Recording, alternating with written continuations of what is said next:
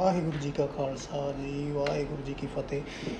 ਕਿਤਾਬ ਸ਼ੁਰੂ ਕਰਨ ਜਾ ਰਹੇ ਹਾਂ ਜੀ ਆਪਾਂ, ਬੇਲੋਂ ਨਿਕਲਦੇ ਸ਼ੇਰ। ਜਗਦੀਪ ਸਿੰਘ ਜੀ ਨੇ ਲਿਖੀ ਇਹ ਕਿਤਾਬ। ਪਹਿਲਾਂ ਇਹਨਾਂ ਨੇ ਇੱਕ ਕਿਤਾਬ ਲਿਖੀ ਸੀ ਹੰਨੇ ਹੰਨੇ ਪਾਤਸ਼ਾਹੀ, ਬਹੁਤ ਸੋਹਣੀ ਕਿਤਾਬ ਸੀ, ਅਤੇ ਇਹ ਉਹਦਾ ਦੂਜਾ ਸਿਰਲੇਖ ਹੈ ਬੇਲੋਂ ਨਿਕਲਦੇ ਸ਼ੇਰ। ਅਤੇ ਕਾਫੀ ਵਧੀਆ ਚੀਜ਼ ਜਿਹੜੀ ਉਹ ਦਿਖਾਈ ਹੈ, ਆਪਣੇ ਇਤਿਹਾਸ ਬਾਰੇ ਪੇਸ਼ ਕੀਤੀ, ਉਹਦੇ ਬਾਰੇ ਲਿਖਿਆ ਹੈ। ਕੁਛ ਚੀਜ਼ਾਂ ਜਿਹੜੀਆਂ ਇਤਿਹਾਸ ਦੇ ਵਿੱਚ ਅਸੀਂ ਸਕੂਲਾਂ ਕਾਲਜਾਂ ਦੇ ਵਿੱਚ ਕਦੇ ਨਹੀਂ ਪੜ੍ਹੀਆਂ, ਉਹ ਗੱਲਾਂ ਜਿਹੜੀਆਂ ਕਦੇ ਸਾਡੇ ਬਜ਼ੁਰਗ ਸਾਨੂੰ ਸੁਣਾਉਂਦੇ ਹੁੰਦੇ ਸੀ, ਅਤੇ ਸਾਖੀਆਂ ਸਾਡੇ ਸਿੰਘਾਂ ਦੀਆਂ, ਸਾਡੇ ਯੋਧਿਆਂ ਦੀਆਂ, ਜਿਨ੍ਹਾਂ ਨੇ ਬੜੀਆਂ ਘਾਲਣਾ ਘਾਲੀਆਂ ਸਾਨੂੰ ਸਿੱਖੀ ਪ੍ਰਦਾਨ ਕਰਨ ਵਾਸਤੇ, ਅਤੇ ਸਾਨੂੰ ਇੱਕ ਵੱਖਰੀ ਹੋਂਦ ਦਿੱਤੀ ਹੈ।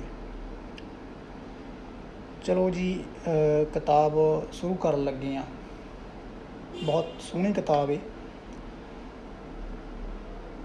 ਪਹਿਲਾ ਸਫ਼ਾ ਹੈ, ਉਹਦੀਆਂ ਲਾਈਨਾਂ ਨੇ, ਇਉਂ ਉਪਜੇ ਸਿੰਘ ਭੁਜੰਗੀਏ ਨੀਲ ਅੰਬਰ ਧਾਰਾ। ਹੰਨੇ ਹੰਨੇ ਪਾਤਸ਼ਾਹੀ। ਜਦ ਸੰਗਤ ਦੇ ਹੱਥਾਂ ਵਿੱਚ ਗਈ ਤਾਂ ਜੈਸਾ ਹੁੰਗਾਰਾ ਸੰਗਤ ਨੇ ਦਿੱਤਾ, ਉਸਦੀ ਆਸ ਨਹੀਂ ਕੀਤੀ ਸੀ। ਇਹ ਪਿਆਰ ਕਿਸੇ ਲੇਖਕ ਦੀ ਲਿਖਤ ਨੂੰ ਨਹੀਂ, ਸਗੋਂ ਆਪਣੀ ਧਰਤ ਦੀਆਂ ਬਾਤਾਂ ਨੂੰ ਸੀ।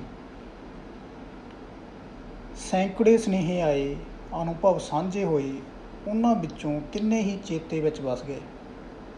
ਇੱਕ ਬਜ਼ੁਰਗ ਬਾਪੂ ਜੀ ਮਿਲੇ।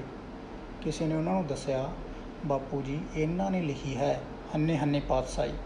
ਬਾਪੂ ਜੀ ਬੜੇ ਪ੍ਰੇਮ ਵਿੱਚ ਬੋਲੇ, ਆਪਣੀ ਮਿੱਟੀ ਦੀਆਂ ਬਾਤਾਂ ਸਾਨੂੰ ਹੀ ਪਾਉਣੀਆਂ ਚਾਹੀਦੀਆਂ ਹਨ, ਅਸੀਂ ਨਹੀਂ ਪਾਵਾਂਗੇ ਤਾਂ ਹੁਣ ਹੋਰ ਕੌਣ ਪਾਵੇਗਾ।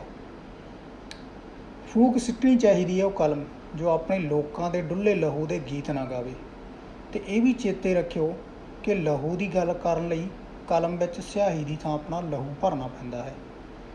ਇਹ ਬੋਲ ਮੈਨੂੰ ਬਹੁਤ ਹੌਸਲਾ ਦੇ ਕੇ ਗਏ, ਹੁਣ ਵੀ ਦਿੰਦੇ ਹਨ।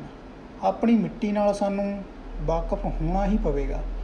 ਇਸ ਮਿੱਟੀ ਵਿੱਚੋਂ ਕੌਣ ਕੌਣ ਜੰਮਿਆ ਅਤੇ ਕੌਣ ਕੌਣ ਇਸ ਮਿੱਟੀ ਵਿੱਚ ਸਮਾ ਗਿਆ। ਧਰਤੀ ਨੂੰ ਕੰਨ ਲਾ ਕੇ ਸਾਨੂੰ ਮਿੱਟੀ ਵਿੱਚੋਂ ਲਹੂ ਦੀ ਆਵਾਜ਼ ਸੁਣਨੀ ਹੀ ਪਵੇਗੀ। ਮੈਨੂੰ ਉਸ ਲਹੂ ਦੀ ਆਵਾਜ਼ ਵਿੱਚੋਂ ਇਹੋ ਬੋਲ ਸੁਣੇ ਸਨ, ਹਮਰਾਖਤ ਪਾਤਸ਼ਾਹੀ ਦਾ ਵਾ। ਆਪਣੀ ਧਰਤੀ ਲਈ ਡੁੱਲਿਆ ਲਹੂ,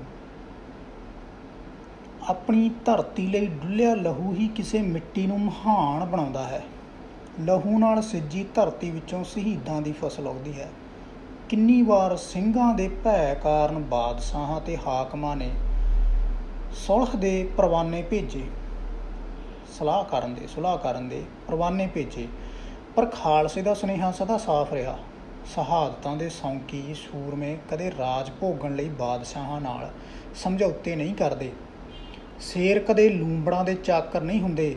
ਅਸੀਂ ਉਹ ਯੋਧੇ ਨਹੀਂ ਜਿਹੜੇ ਮੂਰਖ ਰਾਜਿਆਂ ਦੀ ਚਾਕਰੀ ਕਰਦੇ ਹੋਣ।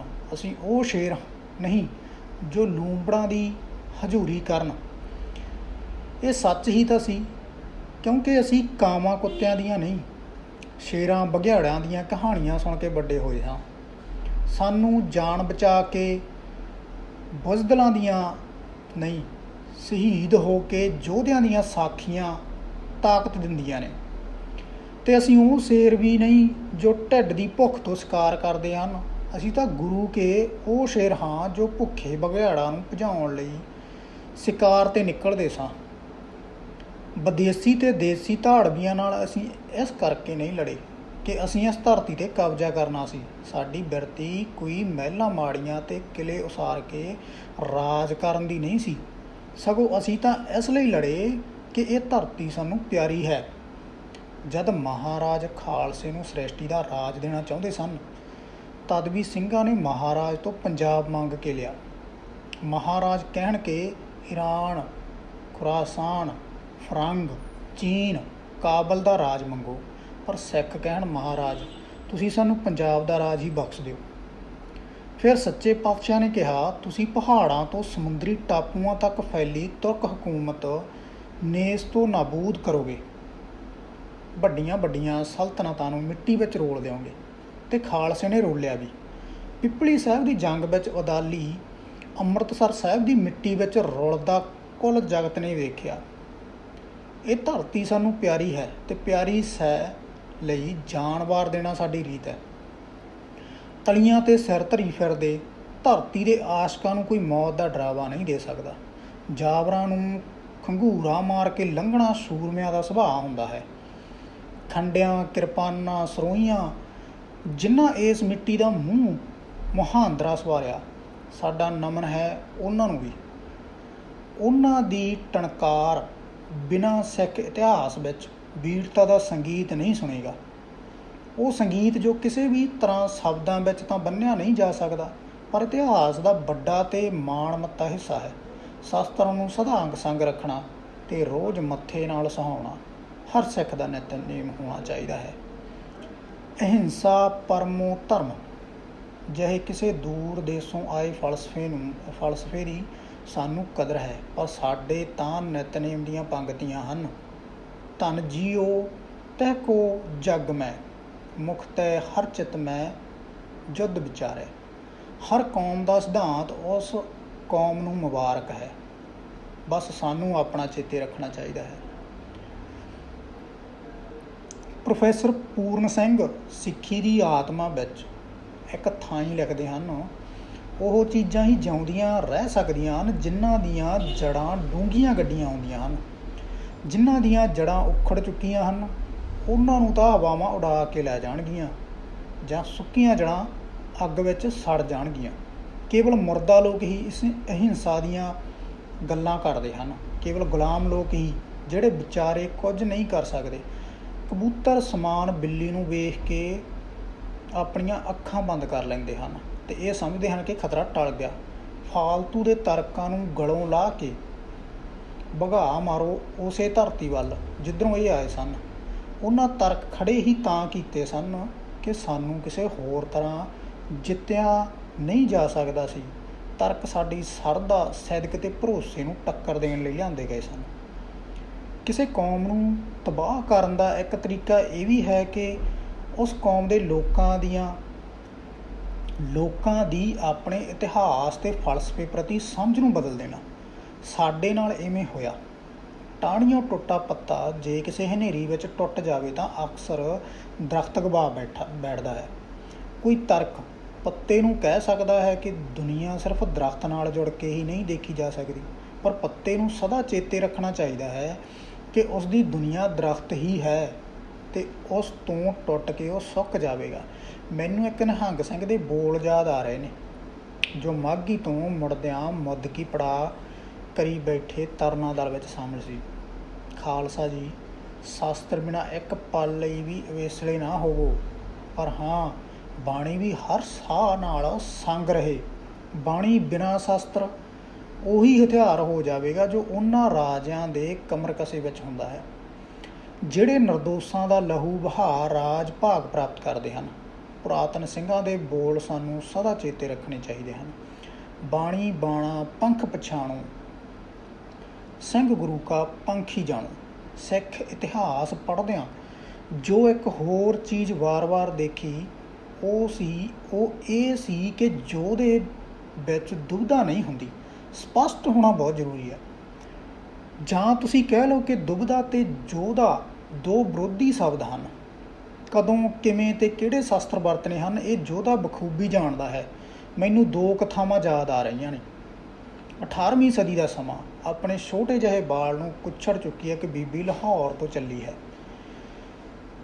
ਵਾਹਿਗੁਰੂ ਜੀ ਬੜੀ ਸੋਹਣੀ ਵਿਆਖਿਆ ਕੀਤੀ ਹੈ ਇਹ ਚੀਜ਼ ਦੀ ਕਿ ਤੁਹਾਡੇ ਗੁਰੂ ਪ੍ਰਤੀ ਪ੍ਰੇਮ ਕਿੰਨਾ ਹੋਣਾ ਚਾਹੀਦਾ ਹੈ, ਅਤੇ ਬਹੁਤ ਵਧੀਆ ਸਾਖੀ ਹੈ। ਤਾਂ 18ਵੀਂ ਸਦੀ ਦਾ ਸਮਾਂ।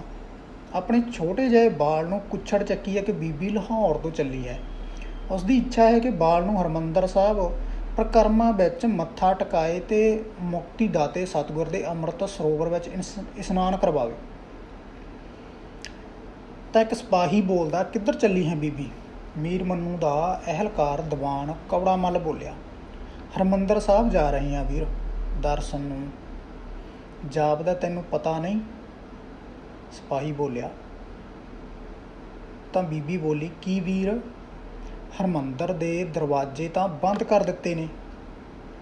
ਹੈਂ? ਤਾਂ ਬੀਬੀ ਬੋਲਦੀ ਹੈ, ਜਦ ਸਾਰੇ ਦਰ ਬੰਦ ਹੋ ਜਾਣ ਤਾਂ ਬੰਦਾ ਹਰਮੰਦਰ ਦੇ ਦਰਾਂ 'ਤੇ ਆਉਂਦਾ ਹੈ। ਹਰਮੰਦਰ ਦੇ ਦਰਵਾਜ਼ੇ ਤਾਂ ਕਦੇ ਬੰਦ ਨਹੀਂ ਹੁੰਦੇ ਵੀਰਾ। ਉਹ ਕਿਹਨੇ ਬੰਦ ਕਰ ਦਿੱਤੇ? ਤੈਨੂੰ ਭੁਲੇਖਾ ਲੱਗਿਆ ਹੋਣਾ, ਬੀਬੀ ਦ੍ਰਿੜ ਭਰੋਸੇ ਵਿੱਚੋਂ ਬੋਲੀ। ਤਾਂ ਸਿਪਾਹੀ ਬੋਲਦਾ, ਡਾਢਿਆਂ ਅੱਗੇ ਕਾਹਦਾ ਜ਼ੋਰ ਬੀਬੀ, ਜੋ ਵੀ ਹਰਿਮੰਦਰ ਸਾਹਿਬ ਵੱਲ ਜਾਏਗਾ ਹਕੂਮਤ ਦਾ ਬਾਗੀ ਸਮਝਿਆ ਜਾਏਗਾ। ਦੀਵਾਨ ਕੌੜਾ ਮੱਲ ਬੀਬੀ ਨੂੰ ਵਰਜਦਿਆਂ ਬੋਲਿਆ, ਜੋ ਹਰਿਮੰਦਰ ਵੱਲ ਨਾ ਜਾਏ ਉਹ ਗੁਰੂ ਤੋਂ ਬਾਗੀ ਹੈ ਵੀਰਾ। ਬੀਬੀ ਬੋਲੀ, ਗੁਰੂ ਵੱਲੋਂ ਬੇਮੁਖ ਹੋਣ ਨਾਲੋਂ ਮੈਂ ਹਕੂਮਤ ਦਾ ਬਾਗੀ ਅਖਵਾਉਣਾ ਪਸੰਦ ਕਰਾਂਗੀ। ਆਪਣਾ ਨਹੀਂ ਤਾਂ ਆਪਣੇ ਨਿਕੜੇ ਬਾਲ ਦਾ ਤਾਂ ਫਿਕਰ ਕਰ। ਕੌੜਾ ਮੱਲ ਨੇ ਮਮਤਾ ਵਾਲਾ ਦਾ ਚੱਲ ਕੇ ਦੇਖਿਆ। ਚੱਲ ਵੀਰਾ, ਮਾਰ ਹੀ ਦੇਣਗੇ, ਇਦੋਂ ਵੱਧ ਕੀ ਕਰ ਸਕਦੇ ਨੇ। ਜੇ ਸਾਡੀ ਰੱਤ ਦੀ ਇੱਕ ਵੀ ਬੂੰਦ ਅੰਮ੍ਰਿਤ ਸਰੋਵਰ ਵਿੱਚ ਜਾ ਪਵੇ ਤਾਂ ਸਾਡੇ ਧੰਨ ਭਾਗ। ਤਾਂ ਸਿਪਾਹੀ ਬੋਲਦਾ, ਲੱਗਦਾ ਪਿਆਰਾ ਨਹੀਂ ਤੈਨੂੰ ਆਪਣਾ ਬਾਲ। ਤਾਂ ਬੀਬੀ ਬੋਲਦੀ ਹੈ, ਬਹੁਤ ਪਿਆਰਾ ਵੀਰ, ਤਾਂ ਹੀ ਤਾਂ ਨਾਲ ਲੈ ਕੇ ਚੱਲੀ ਹਾਂ। ਜਦ ਪਹਿਲੀ ਗੋਲੀ ਆਈ ਤਾਂ ਇਹਨੂੰ ਅੱਗੇ ਕਰਾਂਗੀ। ਹਰਿਮੰਦਰ ਦੇ ਦਰਸ਼ਨ ਨੂੰ ਜਾਂਦਿਆਂ ਇਹਦੇ ਗੋਲੀ ਵੱਜ ਜਾਵੇ, ਹੋਰ ਇਸ ਜਨਮ ਵਿੱਚ ਕੀ ਚਾਹੀਦਾ ਇਹਨੂੰ। ਸਾਡਾ ਮੱਥਾ ਤਾਂ ਗੁਰੂ ਦਰ 'ਤੇ ਪ੍ਰਵਾਨ ਹੋ ਜਾਵੇਗਾ। ਕੀ ਮਾਰੇਗਾ ਮੀਰ ਮਨੂੰ ਇਹਨਾਂ ਨੂੰ? ਕੋਈ ਵੀ ਕਿਵੇਂ ਮਾਰੇਗਾ ਇਹਨਾਂ ਨੂੰ? ਕੌੜਾ ਮੱਲ ਐਤਕੀ ਮੂੰਹ ਵਿੱਚ ਬੋਲਿਆ, ਮੇਰੀ ਇੱਕ ਬੇਨਤੀ ਪ੍ਰਵਾਨ ਕਰੇਗਾ ਵੀਰ? ਬੀਬੀ ਨੇ ਮੋਮ ਹੋ ਰਹੇ ਕੌੜਾ ਮੱਲ ਨੂੰ ਕਿਹਾ। ਹਾਂ ਬੀਬੀ, ਕਹਿ। ਤੂੰ ਮੈਨੂੰ ਦੱਸ ਸਕਦਾ ਕਿ ਅਸੀਂ ਕਿਹੜੇ ਪਾਸਿਓਂ ਹਰਿਮੰਦਰ ਸਾਹਿਬ ਦੇ ਇੰਨਾ ਕੁ ਨੇੜੇ ਜਾ ਸਕਦੇ ਹਾਂ ਕਿ ਗੋਲੀ ਵੱਜ ਜਾਵੇ ਤਾਂ ਸਾਡਾ ਲਹੂ ਪ੍ਰਕਰਮਾਂ ਤੱਕ ਪਹੁੰਚ ਜਾਵੇ? ਕੌੜਾ ਮੱਲ ਤਾਂ ਪਤਾ ਨਹੀਂ ਕੁਝ ਬੋਲਿਆ ਕਿ ਨਹੀਂ, ਪਰ ਬੀਬੀ ਸ਼ਬਦ ਗਾਉਂਦੀ ਅੱਗੇ ਤੁਰ ਪਈ। ਮੇਰਾ ਮਨ ਲੋਚੈ ਗੁਰ ਦਰਸ਼ਨ ਤਾਈ, ਬਿਲਪ ਕਰੇ ਚਾਤ੍ਰਿਕੀ ਨਿਆਈ। ਤ੍ਰਿਖਾ ਨ ਉਤਰੈ ਸਾਤ ਨਾਵੈ, ਬਿਨ ਦਰਸ਼ਨ ਸੰਤ ਪਿਆਰੇ ਜੀਓ। ਮਾਤਾ ਨੂੰ ਹਰਿਮੰਦਰ ਸਾਹਿਬ ਨਜ਼ਰ ਆਇਆ। ਉਸ ਦੀਆਂ ਅੱਖਾਂ ਵਿੱਚ ਪਾਣੀ ਆ ਗਿਆ। ਉਸਨੇ ਧੂੜ ਚੱਕ ਕੇ ਬਾਲ ਦੇ ਮੱਥੇ ਨੂੰ ਲਾਈ। ਇਸ ਧੂੜ ਵਿੱਚ ਗੁਰੂ ਰਾਮਦਾਸ ਸੱਚੇ ਪਾਤਸ਼ਾਹ ਦੇ ਦਰਸ਼ਨਾਂ ਦੀ ਸੋਹ ਹੈ। ਮੇਰੇ ਬੱਚੇ, ਧੰਨ ਹੋ ਗਿਆ ਤੂੰ, ਪ੍ਰਵਾਨ ਹੋ ਗਿਆ। ਇੱਕ ਛੂਕਦੀ ਹੋਈ ਗੋਲੀ ਆਈ ਤੇ ਬਾਲ ਦੇ ਸਿਰ ਵਿੱਚ ਧੱਸ ਗਈ। ਧੰਨ ਗੁਰੂ ਰਾਮਦਾਸ ਸੱਚੇ ਪਾਤਸ਼ਾਹ, ਕਹਿੰਦਿਆਂ ਮਾਈ ਨੇ ਬਾਲ ਹੇਠਾਂ ਰੱਖਿਆ ਤੇ ਹੱਥ ਜੋੜ ਹਰਿਮੰਦਰ ਸਾਹਿਬ ਵੱਲ ਦੇਖਣ ਲੱਗੀ। ਇੱਕ ਹੋਰ ਗੋਲੀ ਆਈ। ਸ਼ਾਇਦ ਮਾਤਾ ਹੱਥ ਜੋੜ ਕੇ ਇਹੋ ਮੰਗ ਰਹੀ ਸੀ ਤੇ ਮਾਤਾ ਦੀ ਹਾਜ਼ਰੀ ਵੀ ਗੁਰੂ ਦਰ 'ਤੇ ਪ੍ਰਵਾਨ ਹੋ ਗਈ। ਲਹੂ ਦੀਆਂ ਦੋ ਧਾਰਾਵਾਂ ਵਹੀਆਂ ਤੇ ਅੱਗੇ ਜਾ ਕੇ ਇੱਕ ਹੋ ਗਈਆਂ। ਦੋਹਾਂ ਦਾ ਸਾਂਝਾ ਲਹੂ ਦਰਬਾਰ ਸਾਹਿਬ ਪ੍ਰਕਰਮਾਂ ਤੱਕ ਪਹੁੰਚ ਗਿਆ। ਤਾਂ ਇਹ ਸੀ ਬੇਲਿਓਂ ਨਿਕਲਦੇ ਸ਼ੇਰ ਦੇ ਕਿਤਾਬ ਦੇ ਵਿੱਚੋਂ ਛੋਟੀ ਜਿਹੀ ਸਾਖੀ। ਅਤੇ ਆਸ ਕਰਦਾ ਕਿ ਤੁਹਾਨੂੰ ਬਹੁਤ ਵਧੀਆ ਲੱਗੀ ਹੋਏਗੀ। ਬਹੁਤ ਵਧੀਆ ਕਿਤਾਬ ਹੈ, ਅੱਗੇ ਜਾ ਕੇ ਵੀ ਬਹੁਤ ਕੁਛ ਇਹਦੇ ਵਿੱਚ ਨਵਾਂ ਹੈ, ਸਾਡੇ ਇਤਿਹਾਸ ਬਾਰੇ, ਸਾਡੇ ਗੁਰੂਆਂ ਬਾਰੇ। ਅਤੇ ਤੁਹਾਡੇ ਪਿਆਰ ਅਤੇ ਸਤਿਕਾਰ ਸਦਕਾ ਅੱਗੇ ਵੀ ਪੜ੍ਹਾਂਗੇ, ਅੱਗੇ ਵੀ ਇਸ ਦੇ ਬਾਰੇ ਜ਼ਿਕਰ ਕਰਾਂਗੇ ਕੀ ਇਸ ਦੇ ਵਿੱਚ। ਇੰਨੀਆਂ ਗੱਲਾਂ ਕਰਦੇ ਹੋਏ ਖਿਮਾ ਲਈ ਮਾफ़ੀ ਚਾਹੁੰਦਾ ਸੰਗਤਾਂ ਕੋਲੋਂ। ਵਾਹਿਗੁਰੂ ਜੀ ਕਾ ਖਾਲਸਾ ਜੀ, ਵਾਹਿਗੁਰੂ ਜੀ ਕੀ ਫਤਿਹ।